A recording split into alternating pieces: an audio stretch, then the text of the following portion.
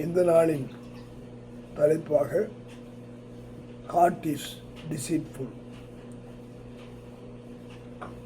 இருதயம் திருக்குள்ளது. இதற்கு ஆதார வசனமாக எரேமியாவின் புஸ்தகம் 17ஆம் அதிகாரம் 9ஆம் வசனம் சொல்லுகிறது, எல்லாவற்றை பார்க்கிலும் இதயமே திருக்குள்ளதும் மகா கேடுள்ளதுமாய் இருக்கிறது, அதை அறியத்தக்கவன் யார்?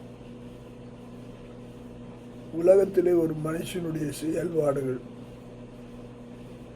அவருடைய இதயத்தின் நினைவினால் அது செயல்பாட்டுக்கு உரியதாய் மாறுகிறது. மனுஷனுடைய நடைகள் கர்த்தரால் உறுதிப்படும் என்று சொல்லி வசனம் சொல்லுகிறது.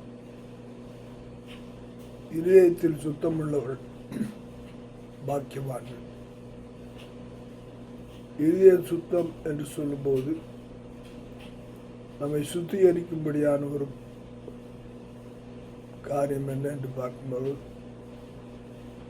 தேவனுடைய வார்த்தை என் இதயத்திலே வைத்து வைத்தேன் என்று சொல்லி தாவீது சொல்கிறார். வேத வசனத்தை நாம் அறிவது மட்டுமல்ல, வேத வசனம் நமக்கு இதயத்துக்குள்ளாக இருக்கும்போது இதயம் சுத்திகரிக்கப்படுகிறது. சிந்தை தளம் அது சரியான காரியங்களை செய்ய அந்த இதய தளத்திலிருந்து தேவனுடைய வார்த்தை வெளிப்பட்டு இந்த மனுஷனுடைய நடைகள் கர்த்தரால் உறுதிப்படுகிறதா இருக்கிறது. இப்படிப்பட்ட இதயத்தை கர்த்தர்